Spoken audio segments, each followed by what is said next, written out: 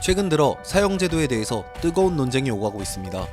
가장 근래 사건인 신당역 살인사건과 파주 살인사건 등 여러가지 범죄가 일어나고 있는 가운데 신당역 살인사건은 법정 최고형인 사형을 선고받았습니다. 이쯤에서 우리나라에서도 과연 사형을 선고받으면 집행을 할까에 대한 궁금증이 생기실 겁니다. 오늘은 이 사형제도에 대해서 간단하게 알아보도록 하겠습니다.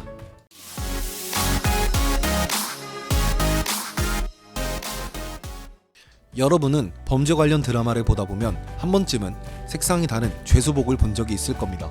우리나라에서는 총 4가지의 색상으로 구분하는데 흰색의 경우 일반적인 범죄를 저지른 수감자가 부여받고, 파란색의 경우 마약 범죄를 저지른 수감자, 노란색은 국가적 범죄를 저지른 수감자가 가지고 있으며, 마지막으로 범죄로 인하여 사형 선고를 받은 수감자가 부여받는 빨간색이 있습니다. 빨간색은 색상만으로도 강렬한 느낌을 주고 있습니다. 이처럼 사형 선고를 받은 수감자가 존재하는 것을 본 적이 있을 겁니다. 이들은 선고만 받고도 아직까지 교도소에서 수감 생활을 하고 있는데요. 집행을 하지 않고 있는 이유에 대해서 가볍게 알아보도록 하겠습니다. 국내에서는 1997년 12월 30일을 기점으로 사형제도가 폐지되었습니다. 이유를 알아보자면 1998년 국민의 정부 출범 이후 국가가 형벌의 목적 달성을 위해 과잉금지 원칙에 위반되는 생명권의 본질적 모습을 침해하지 말아야 한다는 내용을 헌법재판소에 제출하였습니다. 본질적인 이유는 인권 침해에 대한 내용인데요.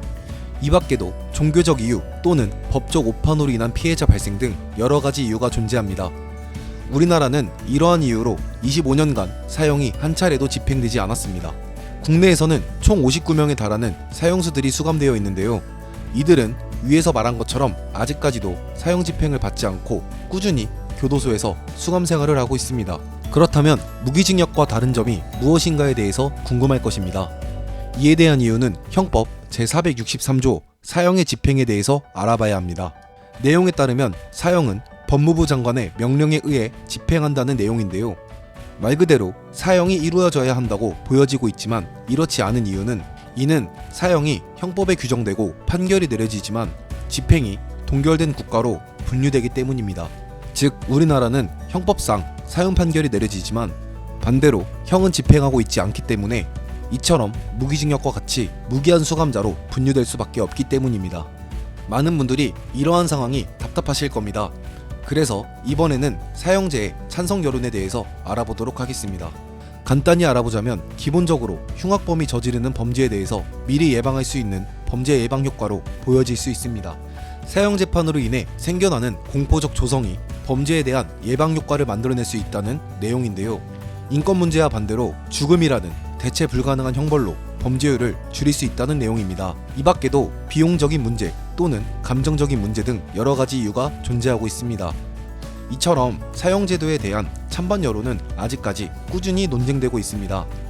해외에서도 이러한 사형제도가 존재하는지 알아보겠습니다.